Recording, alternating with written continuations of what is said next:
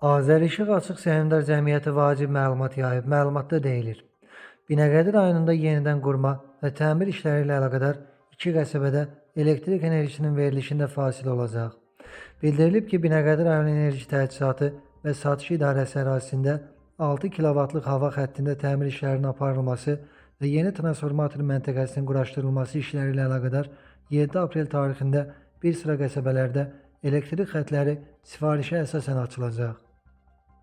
Bununla əlaqədar olaraq səhər saat 11-dən saat 16:00-a qədər Sulutəpə və Xocasən qəsəbələrində elektrik enerjisinin verilişində məhdudiyyət olacaq.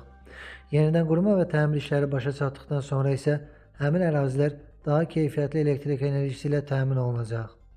Yaranacaq müvəqqəti fasiləyə görə Azərişıq Səhmdar Cəmiyyətinin rəhbərliyi həmin ərazinin abonentlərindən üzr istəyir.